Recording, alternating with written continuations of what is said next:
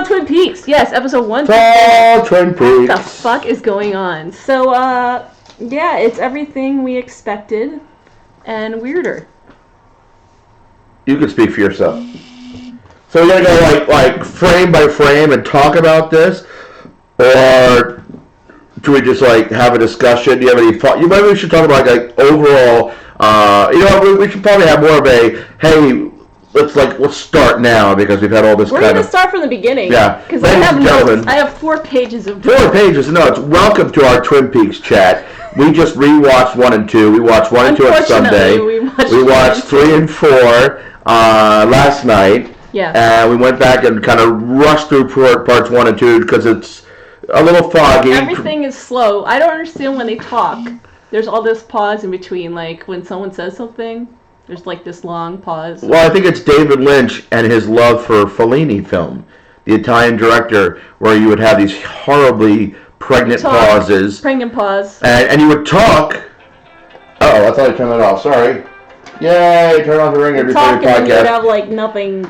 Like Fellini, kind of like is the opposite of everybody else in film, and he purposely does everything they tell you not to do in film school to be different. But it's also about revealing character when you look in the eye, right? Mm-hmm. I think that's what he's going for. I think it's a rhythm that doesn't play that well on TV in 2017. I think it was a fun experiment in the 60s or 50s. I forget. I think it's 60s. You know, in 30s, 40s, 50s. The pace of TV right now, everyone's like wants it to be fast paced. Well, not that it wants to be fast paced, but even I don't mind that it's going slow. It's just like I don't know what's going on half the time, so I'm just sitting there waiting for them to say something. Right. And they finally say something, and I'm like, what the heck did they just say? What does that mean? Well, I feel like it's almost based on an avant-garde theater style. Yeah, it's like the theater for the absurd. It's theater for the absurd. It's like a Beckett play or something. Well, right. It all comes from that same place. Pinter, right, and all those guys. Yeah. It all comes from that same place. And it's hard to appreciate, though. And I think it depends on the actor, too. Yeah. I think depending on the actor, depending on the character, depending on the moment, I feel it works at some times. It doesn't work at other times. Yeah. And I think when it really works, it's brilliant. And when it's not, it's painful. I think it's really well cast. It's really well cast. I didn't have a single problem. I kind of have problems with the original cast. Right. Like, not so much like they're good or bad actors, but like the characters that hey Kathy, the characters they created, like some of them were just annoying as shit. So you're just like, oh, like James just annoyed me. Like I liked seeing him in I mind that it's going slow. Well, it went slow. The series went slow. You want to find out what's going on. Yeah, but I felt like with the series, we had, as much as it jumps around, there was a very distinct flavor. Well, we had something to do. We had a mystery to solve. We had a murder. Well, but it also had that very distinct. We're kind of making fun of 1980s evening wants to find out now. Soap operas, right? Beyond, the fact that it's going slow, but you had a very distinct flavor and these colors, and we don't really get. There's a lot. I think. Let me finish this thought. I think what we loved about what we made fun of it watching it, but we kind of loved it at the same time was the use of melodrama. Right. The use of that dum dum dum. Oh yeah. I almost made fun of it. Like, oh my God, every time they're into Laura Palmer, dum dum dum dum dum dum dum. We don't get that until we didn't get that part 4 until when we get Bobby seeing Laura Palmer's picture. Because it was very stylized to that time period. So it was so loud at times during the series. It was too much at times. But it was Joe. And at least tone sound. the theme is still too long, but I think it's at least a third as long as the original. It's still really long. It still feels really long. It's like, let's fast forward through this. I fast forwarded. Laura's theme. Bobby last. Yeah, right. And Bobby's crying. We're jumping ahead. We're going backwards, but it's. Well, we open with the Black Lodge and Laura talking backwards. I'll see you in 25 years. Well, that's just a recap, right? That's a replay exactly. How did she know? Exact. How did she know? I don't know. I thought it was wonderful. Oh, I want to know how Laura knows. I know. I think this is why they didn't bring it back sooner, because they wanted to bring it back 3 or 4 years ago. She fast forwards it. F it, yeah.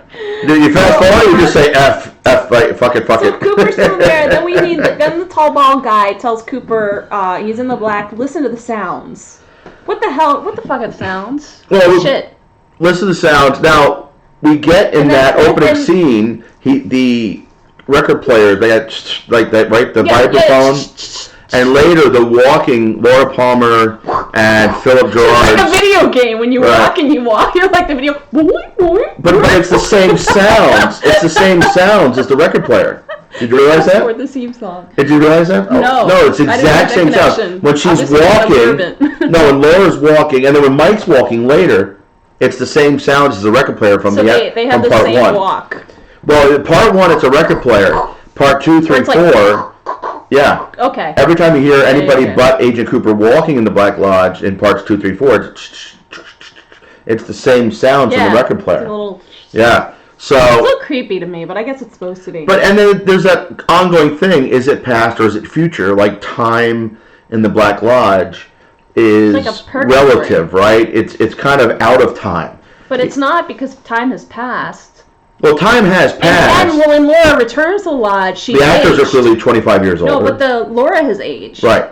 The actress has. Yes, but I think that was meant to show that Laura had aged too, right. or else they would have. Now the question is, like CGI'd. Was she? They could have CGI'd Cooper too. Was that a doppelganger as well, who went out for 25 years and came back? Like, well, yeah, because doppelgangers get 25 years. Yeah, because at first she didn't say she was Laura. Right. And then she said she was Laura. Because right. he asked her, he's like, "Are you Laura?" She said she was. She said, "That can't be. Laura's dead." And she said, "I am alive." Or, well, I am dead and yet I live. And then she opens up her face and it's a white light. Right. And I think she's a fembot. I laughed at the opening the face of the white There's light. a lot of fembots in this one.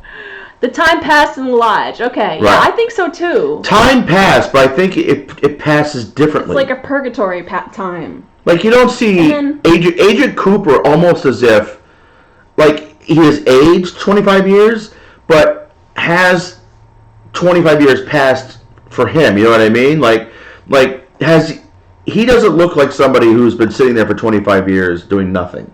Right? It's almost as if for him... Well, that's what I was thinking. I had questions if he had actually gone to the bathroom and eaten and slept with fembot Laura. Yeah.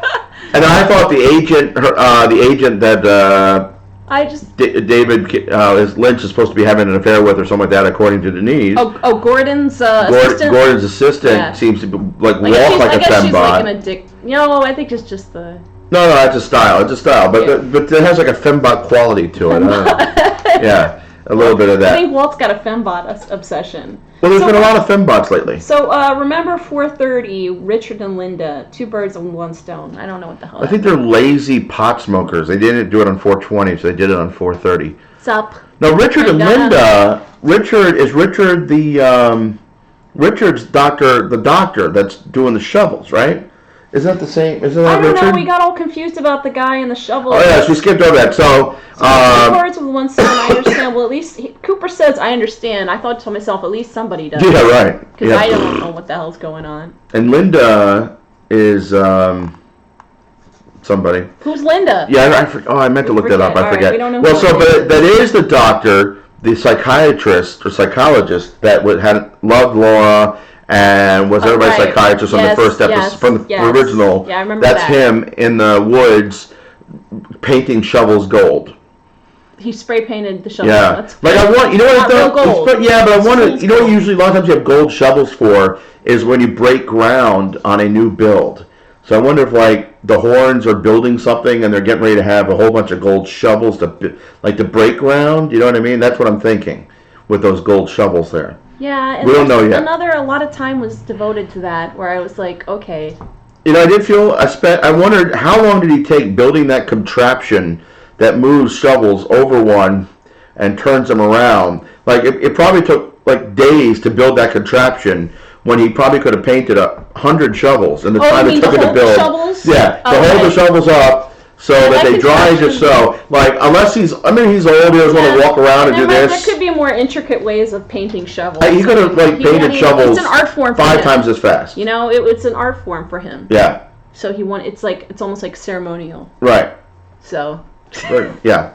ceremonial. He's a little anal. He's a Or psychiatrist. maybe it's just the way, the attention to detail that they want for the series. Mm-hmm. You know, I don't know for sure. So we jump ahead to this guy in New York. And he's looking at a glass. Looking at a big glass box. And you're there with all these cameras, and it's slow, and it's meant to show that it's meant to show that these, if not him, like somebody's been watching this box in shifts for a long time. Yeah. Right. It's a top secret thing. It's you get that. They probably could have done that in half the amount of time. Obviously a portal. Right. Like, they probably could have shown that in half the amount of time, and you get the sense that it's like paranormal investigation with those many cameras. Right, and he's there to make sure the camera switches. They got a bank of information and footage. And a security guard. Right, almost like a poltergeist kind of investigation. Security guard disappears. Right. I don't know where he is. Paranormal activity. We don't know what happened to the security guard. We still don't know after 4 episodes because a lot of that we never got back to. Tracy comes in, gets naked. Right. And then we get the weird music with Cooper. We get this. Oh, the dark Cooper, the doppelganger. It's like the Bizarro Cooper. We call him Doppel Cooper. Doppel Cooper? Yeah. This has got a lot of spoilers. Oh, I'm sorry. Spoiler alert. We didn't say spoiler alert. Yeah, we're talking about the episodes. So if you haven't seen the episodes, go away. We love you, Charnette. Sorry. Who is paying for that setup and wants to know what's coming and going? Well, obviously someone who knows that has a portal to the Black Lodge. Somebody has figured out to do a portal. Right. Somebody's looking for something. Now, skipping ahead, because I think it's important to skip around because let's talk about this box and everything that happens with this box from that in relative order. So really what happens first with the box is the guy's sitting there and what's her name from Californication comes in Madeline's and then leaves, and then it's probably the next night that she comes back, and then coffee. Right, coffee. Gotta have more coffee. Always coffee. And while this coffee just shows a lot about coffee. The guy is out there with her in the lobby. Cooper has come into the box and disappeared in that time. Yes. And then they come back. Floats. Right. Then he goes, and then the arm comes in. Right, and then the arm's doppelganger. That wasn't the arm? That's the arm's doppelganger. Oh, shit, the arm has... Remember, the arm says, Mike is saying, something's wrong. Right, I'm trying to do the reverse speak. Something's wrong. I guess they speak the words backwards, and then they reverse that. I have no idea. It's very strange. What the fuck they do. So, But I was just wondering how they got their lips to line up with it, because I guess they play it back to them, and they have to, lip. It's like that game where you have to, when you hear something, you have to, lip say it. Well, they film it. Or do they film it after? No, I was reading this just now. They film it forwards. They reverse it.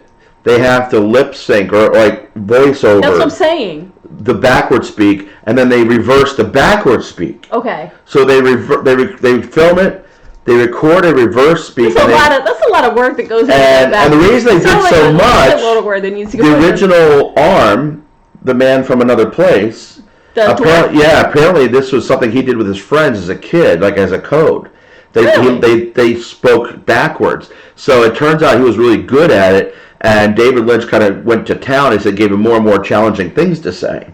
So would probably screwed everybody else over trying to figure this out. So Mike says something's wrong, and the arm says, my doppelganger, right? And the doppelganger, that's the evil, heavy, fleshy thing that's on a stick that looks like Charlie Brown's Christmas tree a little bit. Yeah, it's like Charlie Brown's Christmas tree. Yeah, with a honey comb, like a beehive. But it has a mouth. Cabbage. It has a mouth. Yeah, the arm does have a mouth though. I think it has something that opens and closes. That opens and closes. Yeah, I think it's somehow but we don't see any teeth. But no, but it's obviously a mouth because it's like. But it looks like right before, he's going down the hallway. Dale Cooper's going down the hallway at the end of part 2.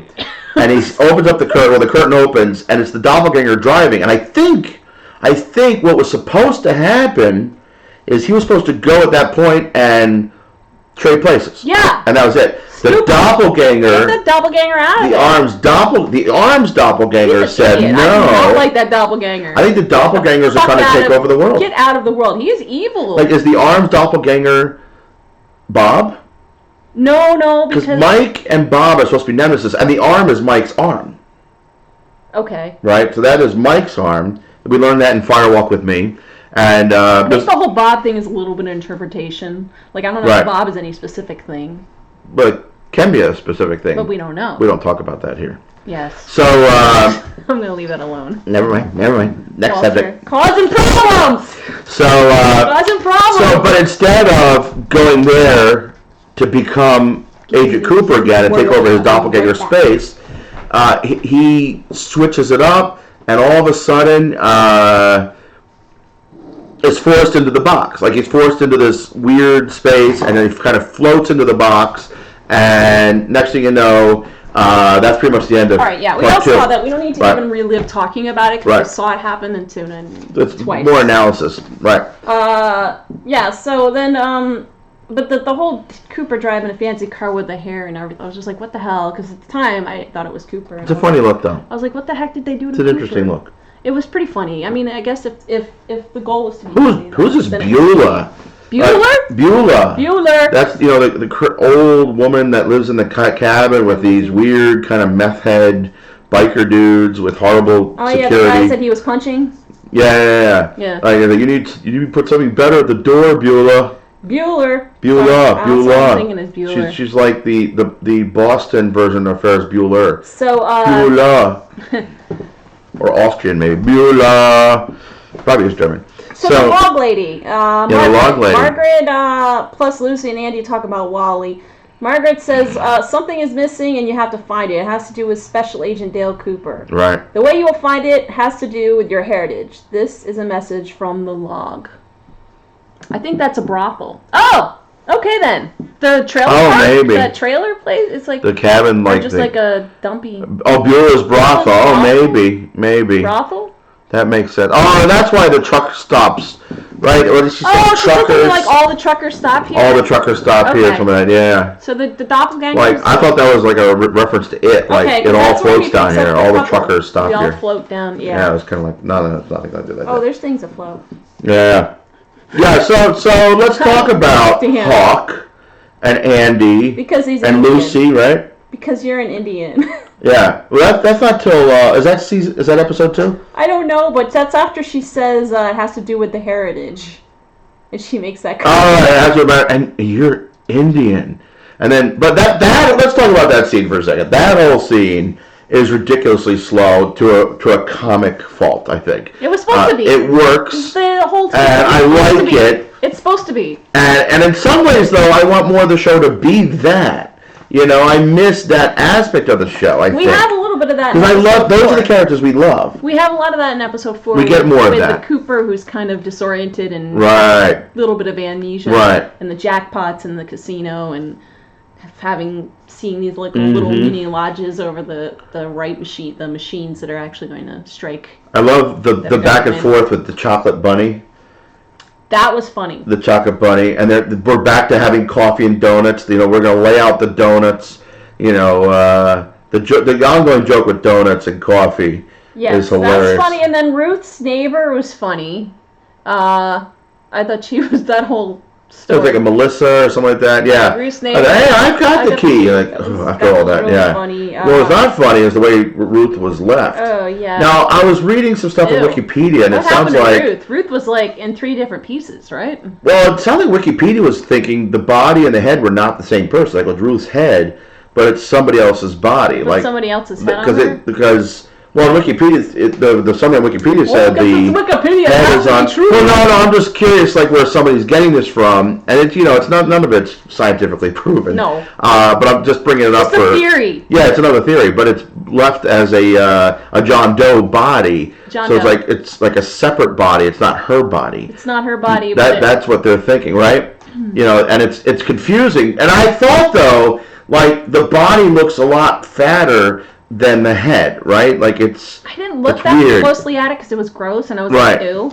The eye is missing. There's a gunshot. Now it looks like the gunshot. I'm assuming the gunshot was done by Dark Cooper because it looks almost or George. He was involved because he went and shot Phyllis later. Well, you saw Phyllis's. You could only see a little bit because it was kind of like the side. It the same way, right? But it looked like it sounded like it came from the back going through, but like. The exit wound, it looked very similar. Even though you only saw a little side of it, it looked very similar to the same wound. That's what I thought too. Yeah. Especially when I thought it was done on purpose. And so they framed. So let's talk about Matthew Lillard. Matthew Lillard was great. One of the best cast characters.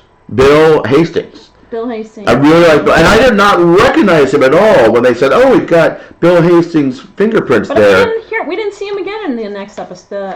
No, we don't see that in 3 or 4. We're still talking about 1 and 2. I know. We gotta get through 1 and 2. But then they just disappeared. Well, let's get through 1 and 2. Okay. And he's in the. See, he's in the police. He's in the police department.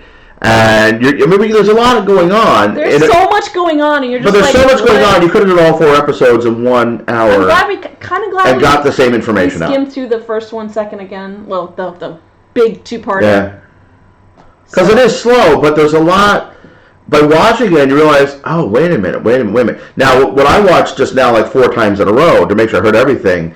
Let's jump around a lot. Bill Hastings. There's that ghost in the courthouse. Oh yeah, the stone ghost in the cell. What the fuck was that? Yeah, it looked like a Confederate soldier in South Dakota. It looked like some homeless Jesus or something. Yeah, it had the beard, and that area is famous for cowboy and Indian stuff. You know what I mean? And the army kicking out. South Dakota is famous for a lot of. And black corn, actually, and then right? It disappeared. Or buckhorn. It panned over to the next cell, and then we saw it, and it disappeared, and it was another one of those moments like, what was that? Right, and we'll never know. We're really never going to see that again. We might never I think David Lynch is like Chris Carter, just likes to fuck with us. And just says, here, look at this. Means nothing. But then he shows up in his own series and starts. Yeah. He has a much bigger role in his own series this time. He's in it a lot. Yeah, and I like his work. It was really good. He's funny. I just crack up when he's on screen the whole time. That's a funny character. Now, before we move on to episode 3, one of the most important things I think in these first 2 episodes. Did Hawk see the lodge and the woods? It looks like he sees some of the curtain. Yeah, it's like fading away. Yeah, it's hard to tell when you're. The perspective, right? They show a lot of stuff to you, the viewer. Yeah. Is it Hawk seeing it? Is it just showing us, reminding us that's where the Black Lodge is? Because as soon as you see the circle, anyone who's seen the show, or that he's not yelling as loud. Yeah, I know it's a little softer, but he's got his earphones on. That's why. And he was whispering because he had it all turned up when he was talking to Albert. But we're jumping ahead. So, but I think one of the most important things in this whole thing is the conversation that Dark Cooper has on that strange communication device with who he thinks is David Bowie. So he says, "Who are you?" Oh, we're even farther away ahead than that, right? Oh no, this is still episode 2. This is end of episode 2. Yeah, I have like 2 pages. Yeah. Oh, we got a lot more to get through? Yeah. Okay. You go ahead. You go ahead and talk. Well, this is after he kills Daria. D-A-R-Y-A. It's not Dahlia. What is it? No, it's Daria, or something like that. Darla. It's spelled differently than we think it is. Anyway, so he's talking on this thing. Not the black. And the guy he thinks is Philip, David Bowie's character from Fire Walk with Me movie. He thinks that's who he's talking to, and that guy says, Darla. It's not spelled like that though. Daria. It is not Daria. Go look. It's spelled differently on. He kills the girl. And then... The Philip's voice says, though, he was supposed to meet him in New York. He says, he's still in New York, you're still nowhere. Right. I met Major Garland. Now, well, you spoke with Major Garland, but that was 25 years ago. But he said he spoke with him, and he said he didn't know he knew about it. Right. But again, that was 25 years ago. You don't think that was recent? No, because Garland died. Yeah, I know, but because Bobby tells us in episode 4. No, he says that he was dead, but the thing is, we don't know if that. I mean, he could have talked to him in this other dimension. No. Talk to dead people. He talks to the living. There. Oh, that's true, maybe. But Bobby does say. Oh, maybe. Bobby does say that. No, I know. He said that his father died in the fire. Right, but he talked. Dale Cooper was the last one to talk to him before he died. He says that after he cries about Laura Palmer. He asks if it's Philip, and we don't know. Yeah, he doesn't say it is Philip. He doesn't say, and then he says, "You're going back tomorrow, and I'll be with Bob again." Now, I think it's two possibilities. Bob. 2 possibilities. Is the voice the doppelganger who came through with Agent Cooper now, who killed the couple, the armed doppelganger? The armed doppelganger, or whoever this billionaire mystery person is that's paying for that experiment, right? It's probably one of those two people. It's got to be one of those two people, right? And but even it might not even be that. It might be someone completely different. Yeah, I'm just saying logic dictates, which means nothing in Twin Peaks. But the significance, though, is that Dale Cooper's doppelganger doesn't know who it is. Did we do an X-Files episode about doppelgangers? There's a lot of doppelgangers. This is better. There's been a lot of doppelgangers. No. But can we talk about Laura getting sucked out of the lodge and why? Daria. Right. I knew it was spelled differently. Yeah. Can we talk like she was in the middle of talking to Cooper and she was like, and I laughed, and twice we watched it, and both times I laughed at her getting sucked out of the lodge because we don't know where she went. I think she told something to Cooper she wasn't supposed to tell him. And that's why maybe it was just her time to go. Yeah, but it was weird. Like that's the first time we've seen her violently taken. Like she screams a lot, right? But it was different than other times. So I feel like she whispered something to him. And the way she was taken was very violent, and more violently than she was expecting to be taken. And then we see Leland, who tells Cooper to save Laura. What the heck? Right. Laura's dead. Save Laura. Was he, before he went, and then he goes walking around or opening up different curtains, and I don't, does anybody know what the heck he's talking about? Does he really think that Laura's still alive? So 25 years now, he's still trying to save Laura, but maybe it's Laura's soul. Right? Maybe it's existential. Maybe it's not saving Laura. She's not going to save her. She got saving Laura's reputation as a whore. It's too late for that. But her doppelganger. But at the same time, the more I'm thinking of it, the more this doppelganger talk, they talked about Laura changing. Laura was the sweetheart, and then all of a sudden Laura changed. Oh yeah, well that whole Fire Walk with Me was about that. Maybe her changing. It was Laura's doppelganger at some point. Oh. Maybe Laura's been in the Black Lodge all this time, and it's her doppelganger has been out there. And maybe her doppelganger died instead of her. Right. Well, it's clear. Death is very relevant. Well, speaking of, at the end of episode 2, we're at episode 2. We're at the Bang Bang Bar, right?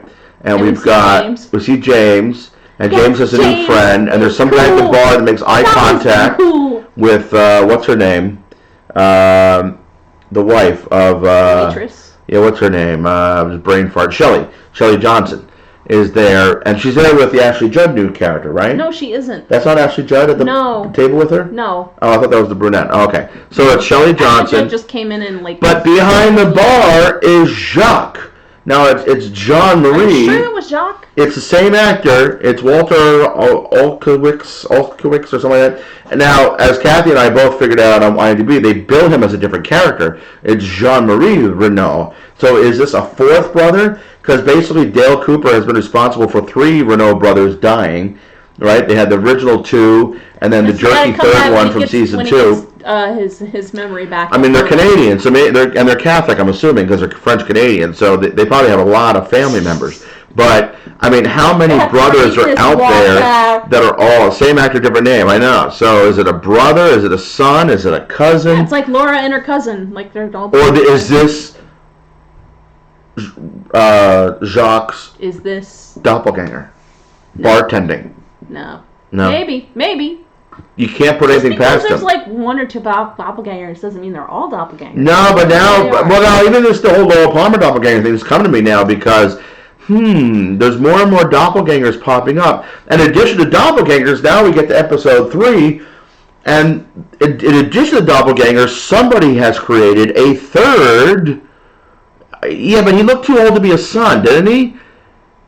Right? I think he looked way too old to be a son. He aged. And it's the same actor. The actor aged. Yeah. It's okay. So we get to episode 3, and there's a third Dale Cooper as Dougie. Yes. Dougie. Dougie. Now Dougie was actually a little fresh. No. They actually. I don't know how they made Dougie.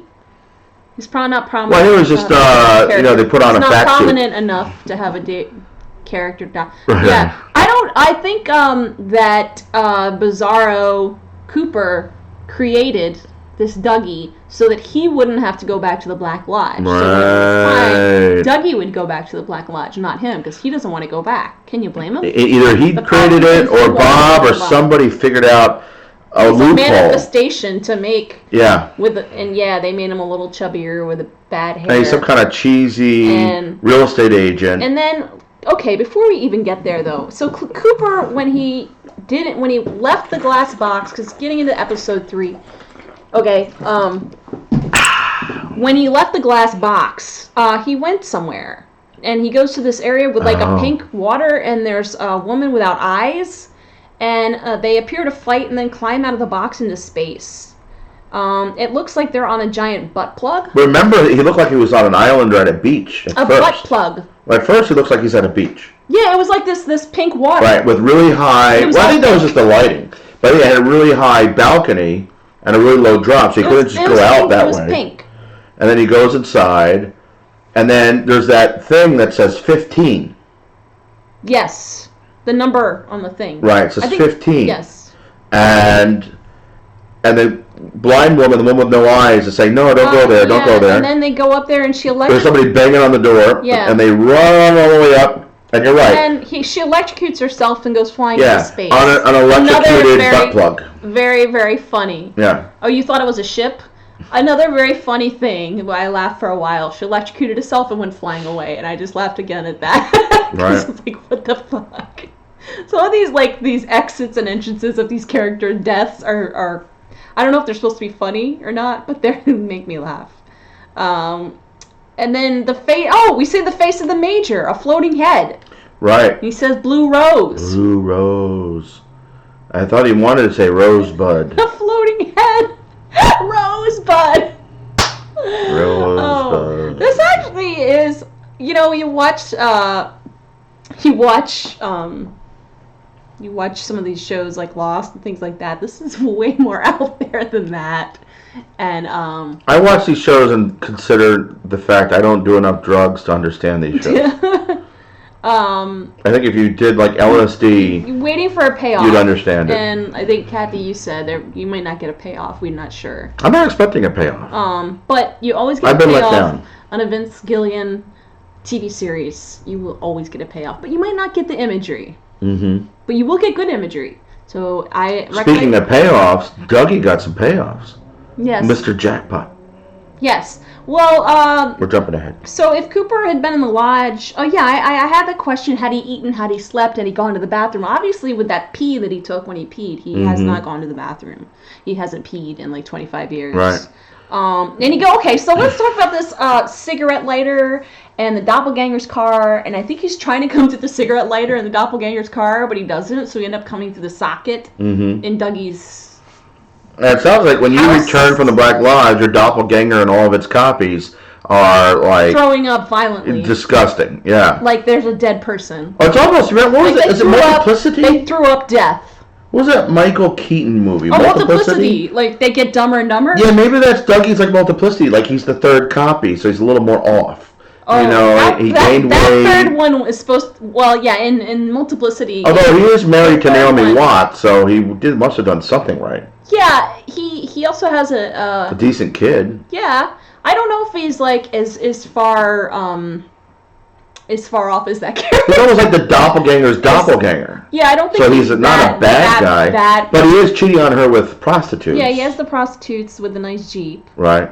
And she, the thing is, okay, so his wife and her both don't seem to think there's anything wrong with him. I mean, the prostitute said maybe he had a stroke, but like even the wife is just like yelling at him, and he doesn't have like, and the way he's walking and talking, like she's not like, what happened to you? Why do you look weird? Something's wrong with him. Like he's not even talking. Maybe Dougie has always been a little weird. Maybe that's just the way he is. Yeah, maybe that's Dougie. He just hasn't become Dale Cooper 100% yet. He's still kind of Dougie. Why would you marry someone that's like almost like not there? Right. Doesn't say much. Mm-hmm. Like he couldn't even get himself dressed. Like why did he get the amnesia? Is it something? And the clothes that she puts him in. Yeah. Those weirdly colored suits. He must be a real estate agent. Well, I just wonder if something happened. Like when he comes back, is he like? Is it because he's Dougie, or is it because he's he lost, like, he has amnesia from, like, sitting in the lodge for... Honestly, I think there's something in the Weird. process of going through an outlet. Going through the outlet. Like, that electricity fries your brain a little bit. And it didn't happen correctly. So, because it appears kind of later that the doppelganger, the Dark Cooper, appears to have a bit of a, like he's different. Like, he's a little off when he talks to Gordon later on. And what happened to Dougie's arm? Dougie's arm is limp. The hooker says his arm is limp. What's wrong with his arm? I think because he's dying, like he's getting ready to be sucked. Oh, okay. I think that's his lifespan coming to an end kind of thing. Oh, and his head exploded and he turns into the arm. Right. And then he turned into a small ball. Right.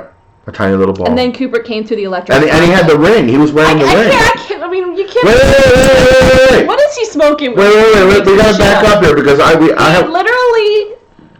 He literally explodes, becomes a ball, and Cooper comes to the side. No, we gotta wake up there. But I'm done. Wait. You're missing something though. Before he explodes, his hand shrunk into Laura Palmer's hand with the green ring. Okay, that's okay. I did notice that. Now Laura Palmer earlier did not have the green ring. So was that the doppelganger? Maybe Maybe that was Laura Palmer, and somehow Laura Palmer was forced to live the life of a fake Dale Cooper, Dougie. The hooker's like, what the fuck, Dougie? And remember Laura Palmer was like all kinds of girls and guys too. And he's got a great Northern room key. Right. Well, he still has the key that was in his pocket when he went to the Black Lodge originally. So he's got that, and where Joan Chen was forced into the dresser drawer. Yeah, the dresser. She's still there. I thought that was Joan Chen, but we know she's not in this episode. But I thought maybe that was supposed to be Joan Chen's character without the eye. Without the eyes. Yeah. So I mean, there's a lot going on here, but there's something to do with the Laura Palmer. Again, it turned into a woman's hand with the ring, and then the hand shrunk, and the ring slid off, and the whole thing turned into a little brass ball. You know, tiny little brass balls. That's what we all end up is a bunch of tiny little. Got some brass balls right there. That's right. And then that scene happens about the chocolate bunny, and. Was Chocolate Bunny? That was still part 2, though. No, that was in that scene. What happened after that? We're into part 3 now. No, not yet. It's still part 3.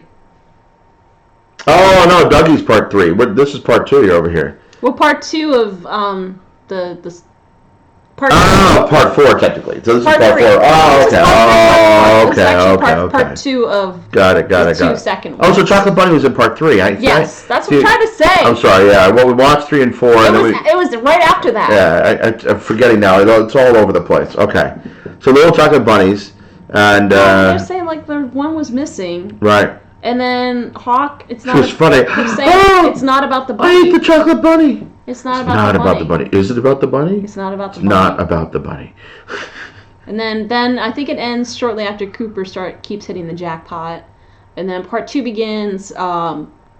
They have like what appears to be slot machine. They win, and then like these little black visions. Call for help. Visions of the Black Lodges like appear over different machines.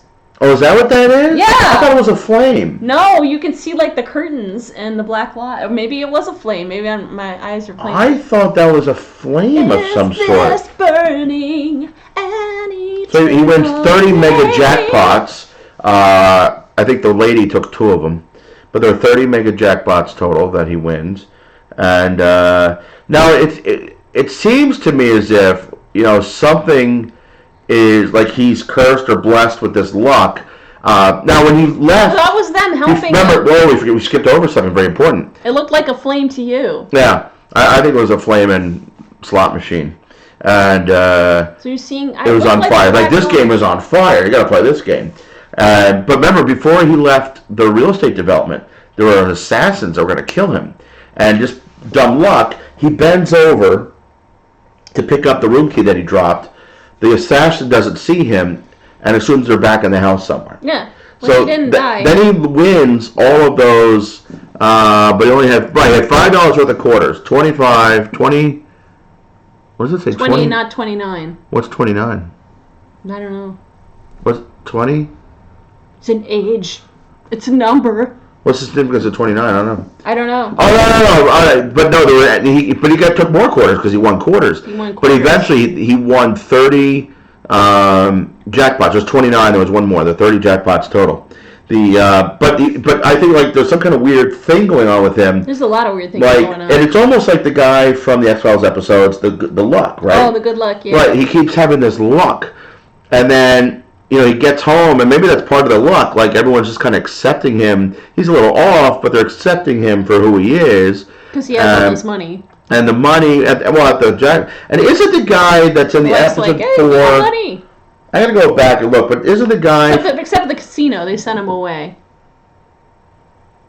He was only taking... Yeah, but at some point he must have grabbed a few more. No, they gave him the money in a bag. Right. No, she's saying he had 20 quarters, $5 worth of quarters in his thing. He put 1 quarter in, 20 machines. The woman would have taken 2, so he would have had to come up with 8 more quarters at some point. You're right, and they don't really cover that. But you have to assume at some point he put more quarters in the copper, or she did. Maybe the old woman gave him $2 tip for helping him out. Okay, can we get to this Gordon and Denise? Almost there. I'm excited for this. And I think there's something to do with luck that he's like something's guiding him, or whether it's supernatural or it's more than just dumb luck, right? So, all right, so let's get to the important part. Looking out for the important part. Right, let's get to the important part. So we have David Duchovny. And David Duchovny. Right. Oh, but who's working for Denise? Mm-hmm. Richard Chamberlain. Nah. Dr. Kildare is Denise's toy boy, I think. Toy boy? Playboy toy boy. Toy boy? I think that's her toy boy. Boy toy, yeah. And or maybe just her secretary. Maybe she was just getting giddy. I don't know. Something made her he was like at the end. No, I don't know if that was just Chamberlain. Added. I don't know if that was added just to be funny, like if there was specific Solomon's Mines. But I really like what he did with the role. I like Shogun. And I like the way they handled it. Thought it was, I have a story. I met Richard Chamberlain twice. He was touring with the cast of Sound of Music, right, in Philadelphia, when Luis and I lived in Philadelphia, and I was waiting tables. I was a maitre d' type in a tuxedo at this famous Italian restaurant that was there, or at least high-end. I don't know how famous it is, Portico, the old Portico. And Richard Chamberlain walks in. Nobody else knows who this guy is. My mom was a huge fan. And he's there with his boyfriend that's like always travels with him, about 20, 30 years younger, and really nice couple.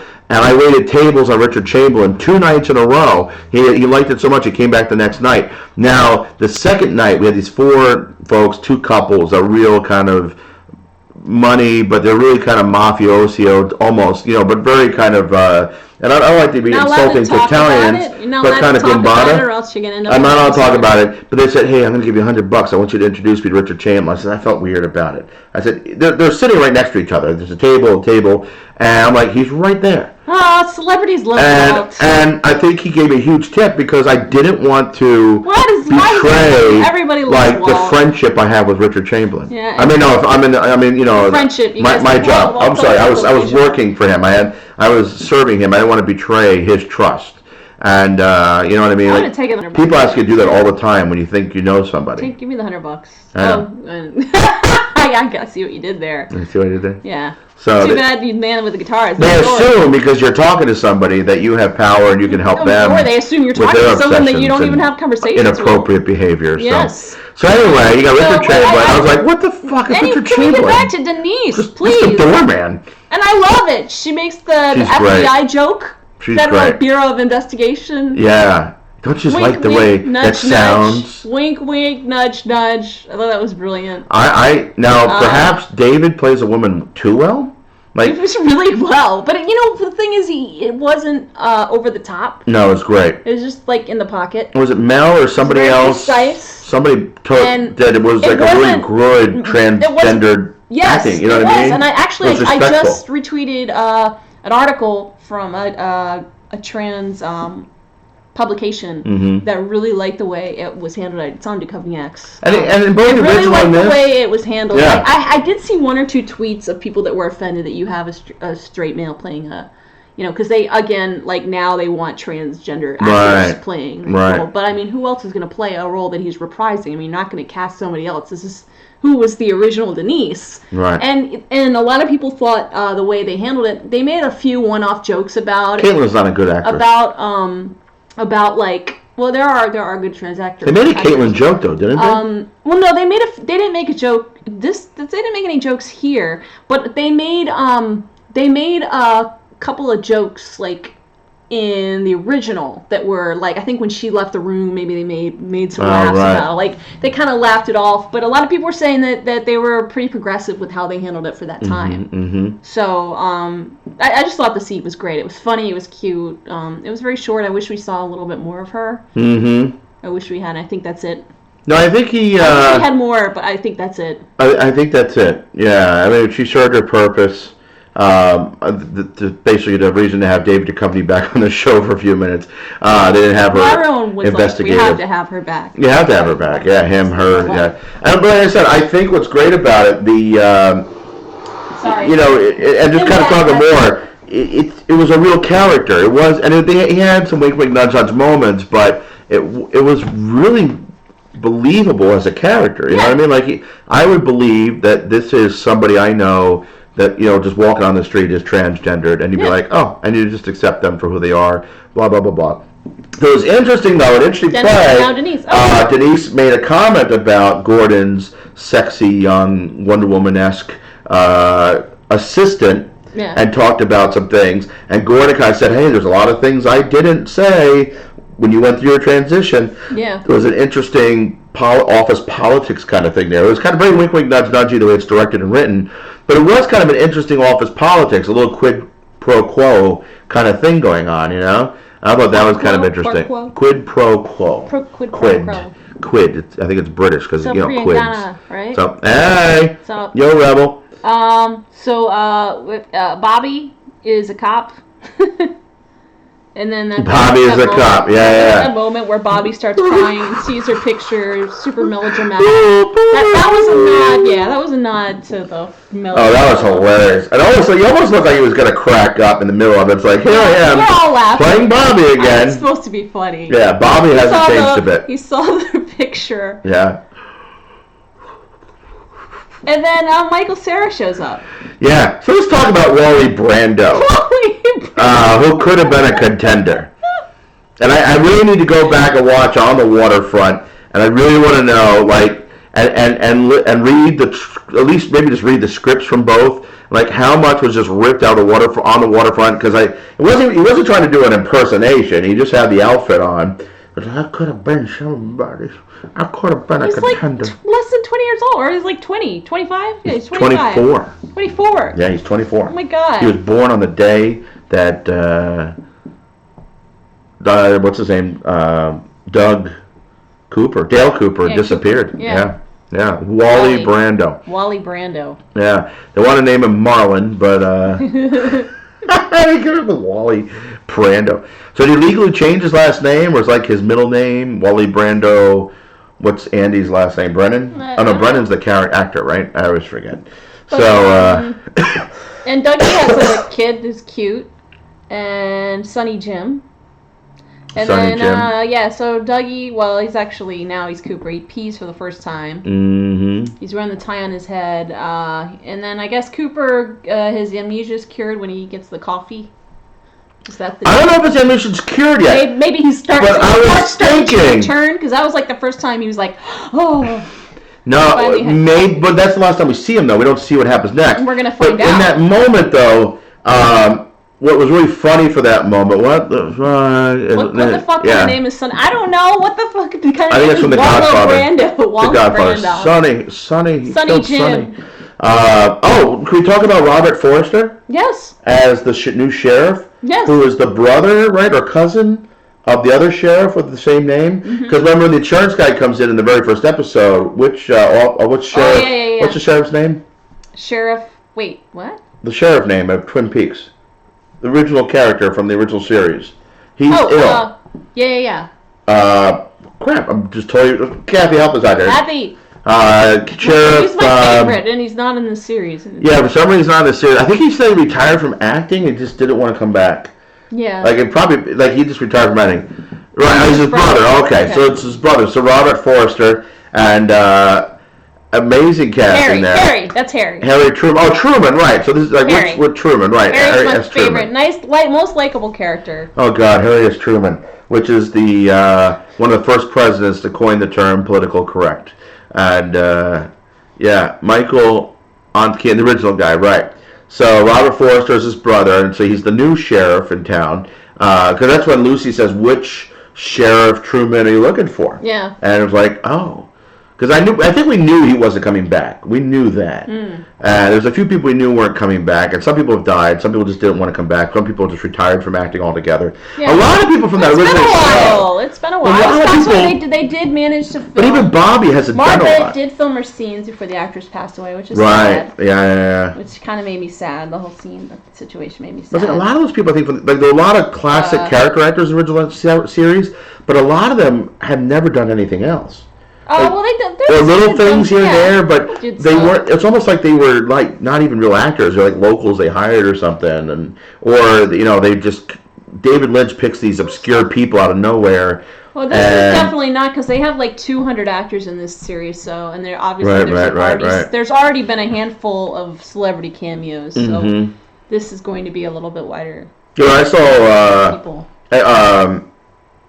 Oh shoot, the wife. Judd? No. Well, Ashley Judd was kind of surprised. But moving on, No, Naomi Watts as the wife. Right. Dougie's wife was kind of surprised, and she's not listed on IMDb.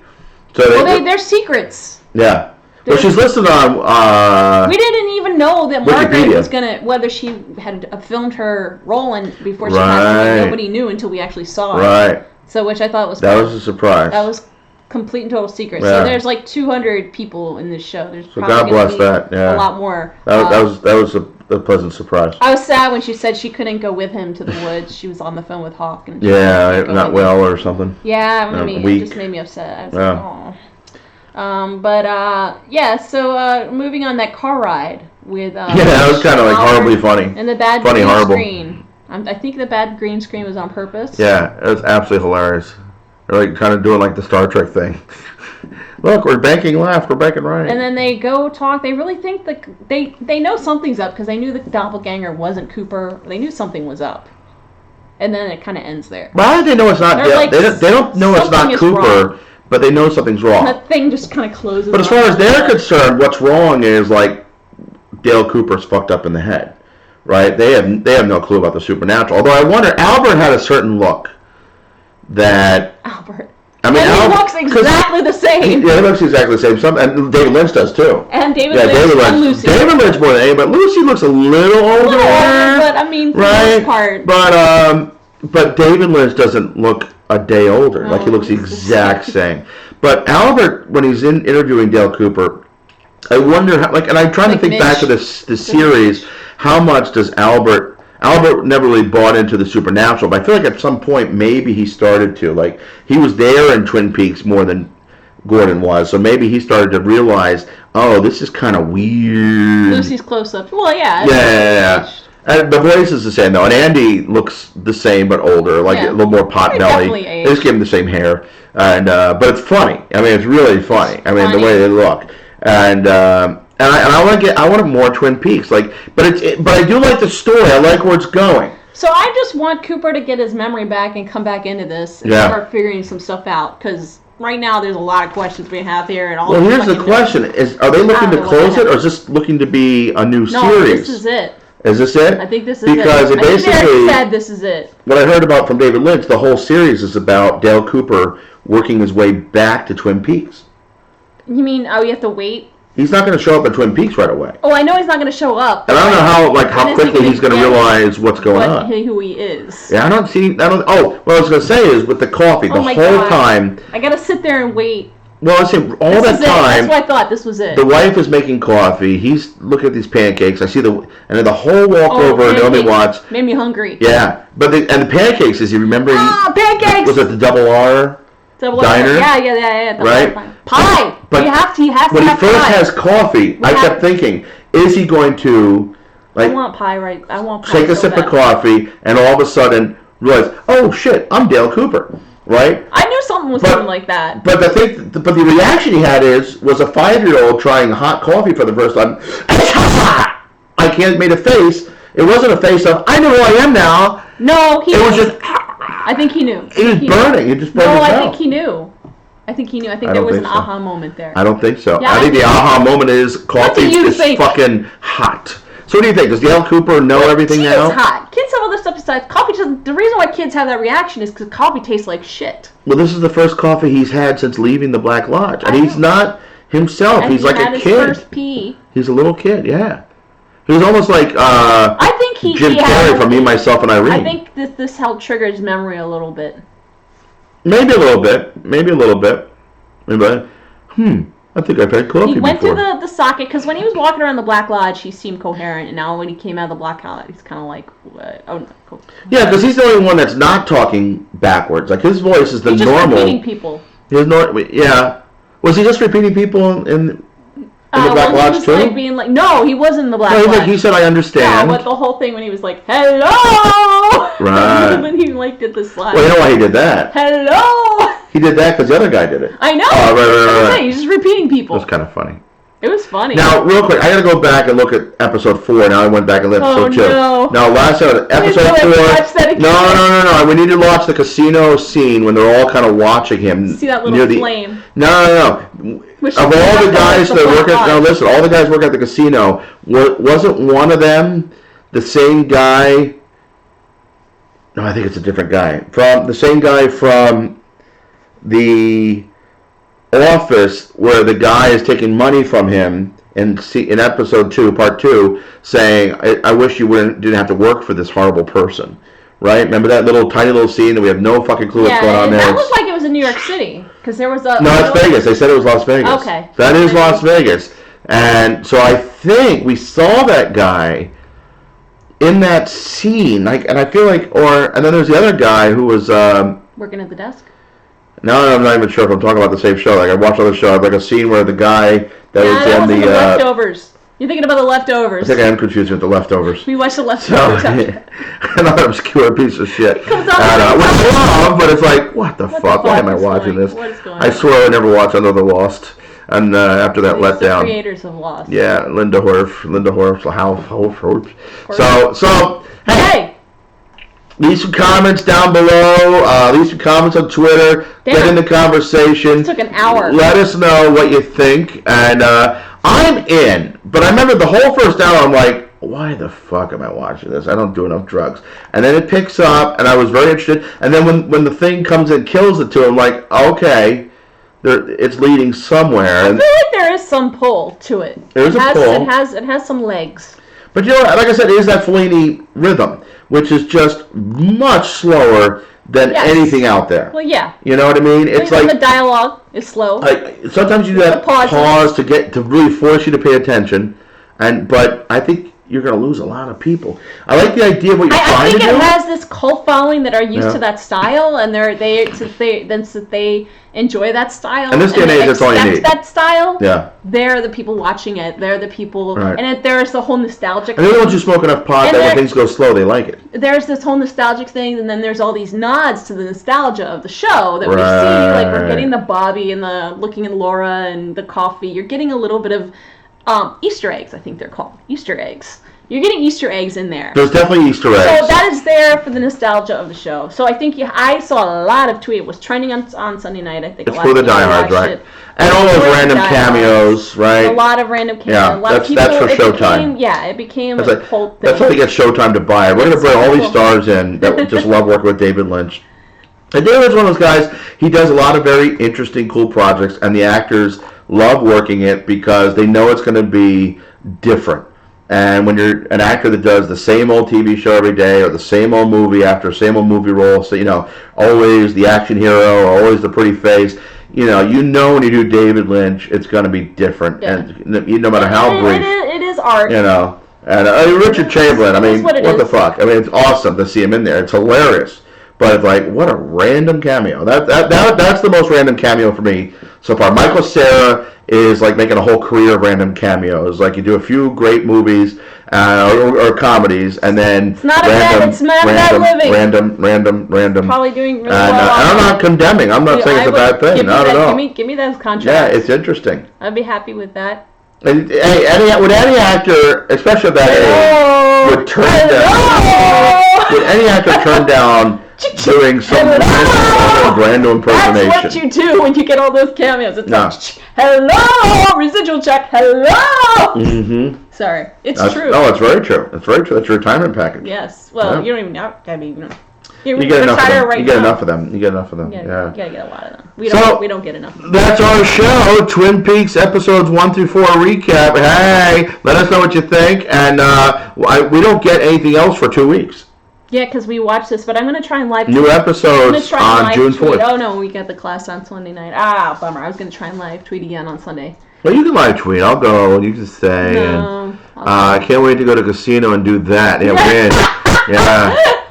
Hello. But, you know what? All right. I thought we were done. I have to ask this. On the ship. On the ship, yeah. I have to ask this. Not the ship. Why would, if he's like winning 30 times over, I would have to assume he's cheating, right? Or that's the people that watch him, they assume. And that's why I think there's something going on, because the people at the casino, like there's some kind of like a blessing, a curse, or whatever. No, they don't want to take their money. Just handing them the cash. Yeah, because they're like, get out of here. No. They say you can come back anytime. Do you want to stay here? Do you want a hotel? They're not saying get out of here. I thought they just want to leave. No, he said I have to go home. Oh. He said go home. I thought they gave him the cash and were like, no. I said no cab. We're giving him a limo. Like there's something going on that it's either luck or Dougie has power, give it to me. Or there's something else going on. Because, and it's almost like the casino owner wants to say, we're going to kill you. But it's also, I think, indicative. I think if this happened 20 years ago, like when the movie 21 is supposed to happen, right? Or 30 years ago, when the Mafia still ran Vegas, they would have just killed him. Like, clearly, because I said the Mafia exists, clearly they would have known or thought he was cheating, and even if he wasn't cheating, they said, we're going to kill you for stealing like $1 million by making 30 machines in a row go to jackpot. They usually do that. They usually just tell you to leave. They usually just throw you out. Not when the Mafia's involved. They'll break your knees because they want to know how you did it. They want to know how you did it. The card counters back in the day. Well, the card counters. They just kick them out. They kick you out, but they caught you back there. They beat you up. In the original 21 book, they don't actually get hurt. They actually they just get thrown out. They get kicked out. They actually get hurt because they go. One of them goes off to like one of the Indian reservation casinos. That one you do not want to mess with.